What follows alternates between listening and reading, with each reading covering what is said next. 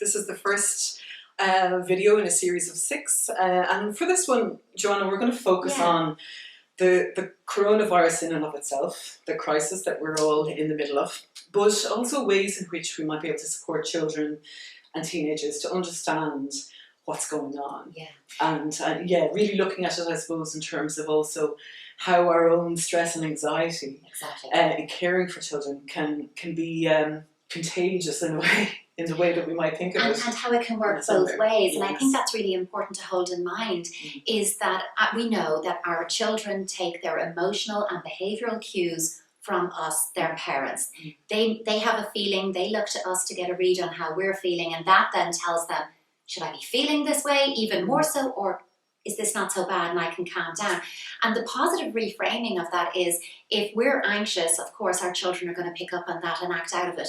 But also, if we can check in with ourselves and find a way to self-regulate and lower those anxiety cortisol levels in ourselves, equally our children will look at us and pick up on that.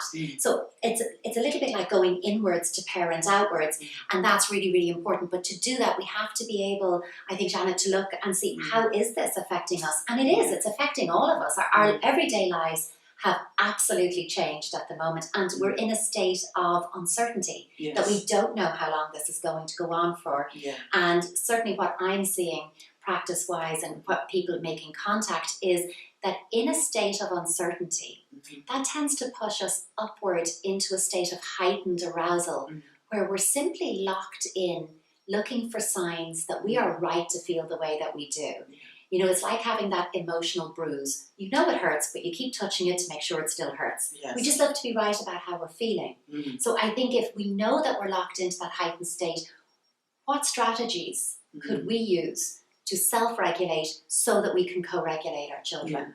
Yeah, no, I think that's a really important point, and I suppose I'm kind of struck by that idea of what's uncertain and what's unknown. And of course, in the context in which we're in, what's unknowable at this point in time, you know, and in a way, in the vacuum of information, we can fill it with all kinds of thoughts that we might have about what's going to happen. And I suppose I'm thinking of it in the way in which this is also something that happens to children.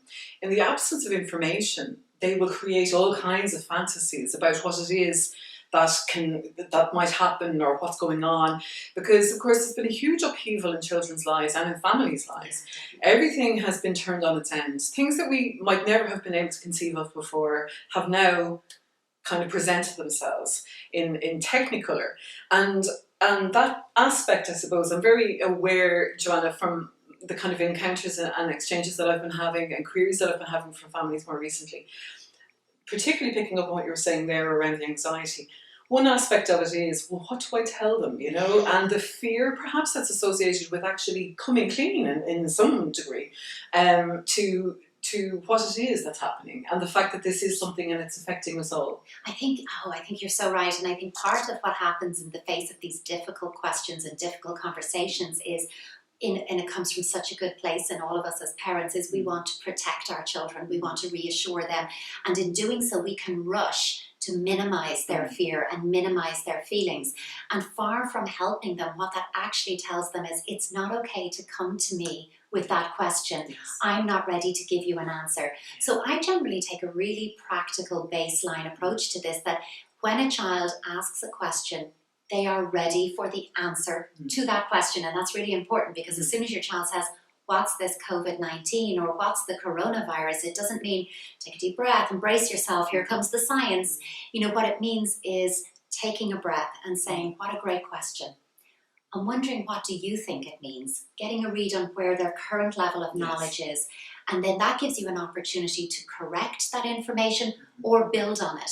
But give a little bit, check how that's sitting, and that might be enough for now. They'll go off, they'll play, they'll go about their day, they'll come back to you, either to repeat the question to see is the answer still the same, or to grow that information and find out more. And I think that's a really important way of doing it. But just coming to mind as we're talking about this, and I might throw it in here, is a little play solution to that, is, you know, that children learn through play, as we know, that we can talk to them, but particularly when they're anxious, they mightn't be able to take in those words. And the best way for them to understand a situation is to do it. So one thing you could do is role play it out. Role play being a newsreader, bringing on an expert contributor to ask questions. And you could, I have a bottle here, but at home you could use a hairbrush or anything you might have, a little karaoke microphone perhaps. And I might be the person who's asking my parent, the expert, I have important questions for you about corona. And I ask you a question and then I hand you the mic and you give me the appropriate answer. I ask you another one. And we actually role play being news reporters because children are so aware of the news right now. Equally, you could take your phone or your tablet and design a little radio broadcast between you, or design your own newspaper where they can put in some news about this and many other good news stories about their day, their relatives, who they're talking to.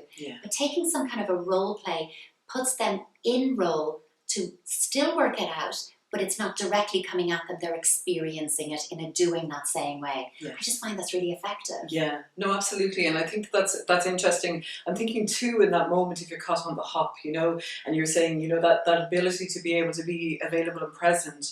And sometimes that can be really difficult if you're caught up with something, or if the demand is there because you're trying to juggle work and home and, you know, everything in between. And there's a really good sentence that often I share with parents, which can be like a really magic little holding piece, which is that idea that if your child asks you a question that in that moment you're really struggling with, or you just are kind of think, how am I going to word this? How am I going to get this across? And that question, which is, that's a really good question. That response that just says, that's a really good question, and I can totally see why it is that you'd like to know that information. And I don't have that at the minute. So can I find that out and come back to you? And we can follow this up. So it allows just that moment of like breath, and, you know, we can go in there and we can get the information that we need to be able to relay, but it contains the child. It does, and says, I'll be back to you. And it invites them in to be part of that discovery together. We'll find this out together, we'll work it out. Absolutely. And it cues them as well that it's okay not to know everything. Yeah, and I think for teenagers too, you know, we're kind of thinking, you know, through this series at various ages, you know, and from a developmental perspective. And I'm thinking of how this links with a kind of adolescent experience of that need to be able to separate out from the parent, to form ideas and opinions and a mind of one's own. And how part of that really is that kind of pulling and the back and forth part of that. I'm wondering about ways, and I suppose I'm thinking of how being able to have these conversations at depth with your teenager, being able to take their perspective and think, God, you know, because I suppose we're aware there's huge issues, particularly for exam years, and for those, the lack of certainty is causing huge anxiety. But I'm thinking of the importance of being able to hold your teenager in that experience and valuing their experience of it, and what their take on it is. And I think with teenagers, you can afford to be much more open, honest, and direct. And I think it's really important that we are comfortable sharing our own discomfort with them and our own fears, and that we can say, you know, actually, I'm finding this a lot. I'm wondering how you're feeling, but certainly I'm a little overwhelmed today. I think I've been online too much. I think I've been exposed to too many news updates or too much social media, and I'm feeling that in my body. So I'm just sharing that with you to say, I probably need to do something. I might, you know, go for a 2-kilometer walk or whatever it is, and I'm inviting you to come with me because I need the support, so that you're making them part of the solution. And I think that's really important, that we reframe this, that teenagers are a problem. I just don't see it that way. I think they can be a very positive solution focus. I think you can also appeal to them that, you know, I have so much on, I'm overwhelmed, I've got dozens of things on my mind to do, I need your help. I wonder, can you help me with the little ones? Could you do a bit of schoolwork with them in the mornings? I need your help here, and bring them in as a co-parent near and acknowledge the loss that they're experiencing, because as teenagers, the social group is utterly important, you know, in terms of they become your family, you know, in the teenage life, and that transition into the big bad world, you know. But I think too, what I'm hearing from a lot of teenagers is the phone isn't enough. So there's a sense of connectedness online, but people are really missing that experience of being with their friends. And that's relatable, Yeah, isn't it? That person absolutely. to person piece is that, you know, Absolutely. my social engagement system is Yes. connecting Yes. with yours in the now, that can't be replicated on screen. Yes. Though again, to positively reframe that Mm. piece, I think our teenagers are definitely our digital natives, Yes. and they could model a little bit for us about how to stay. I mean, we've moved, Absolutely. to be fair, to teenagers from telling them get off the phones and see your friends in real life to get on the phones and don't see your friends in real life. Yeah. So we have to be, I think, you know what it is? We have to top up our tolerance cups. Yeah. We have to Yeah. all give each other a break, that we're going to have good days and bad days.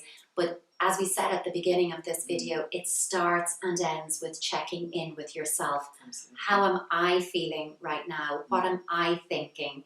What could I do to change those feeling states in myself? Yeah. And that is the greatest gift that we could give our children right now. Absolutely.